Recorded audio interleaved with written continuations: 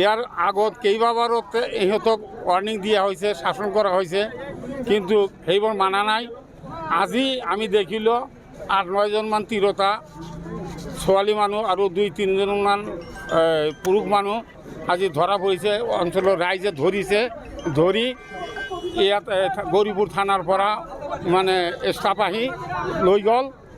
তো ইয়াৰ কাৰণে এইটো যাতে এনেকুৱা অবৈধ কাম যাতে আমাৰ এই পাণবাৰী অঞ্চলত নহয়, তাৰ কাৰণে আমি চৰকাৰৰ ওচৰত খুব বিনম্ৰ অনুৰোধ জনাইছোঁ।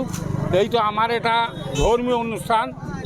লয়াৰ আসামৰ ভিতৰত এই আমাৰ পাণবাৰীখন এখন ধৰ্মীয় প্ৰতিষ্ঠান। এই প্ৰতিষ্ঠানৰ ওচৰত এনেকুৱা অবৈধ কাম কৰাটো অঞ্চলৰ ৰাইজৰ মানে একেবাৰে অতিষ্ঠ হৈ গৈছে।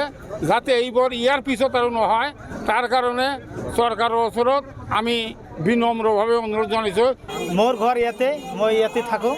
মোটামুটি 10-12 বছৰলৈকে আমি শুনামতে মাজে সময়ে মানে বোৱাৰী মানুহ আৰু ছোৱালী মানুহ ইয়াতে আহি বেয়া কাম চলায় আৰু মতা মানুহবিলাকো মানে লাইন ধৰি অহা যোৱা কৰে। আৰু কিছুমান ঘৰ আছে ইয়াতে, আপোনালোকে ভালকৈ তদাৰক কৰিলে মানে আইনৰ জৰিয়তে তদাৰক কৰিলে চব গম পাব। নিশ্চয় আজি আমাৰ সকলো ৰাইজে কিবা গম পায় মানে আজি চব হাতে মুঠে ধৰা পৰিছে।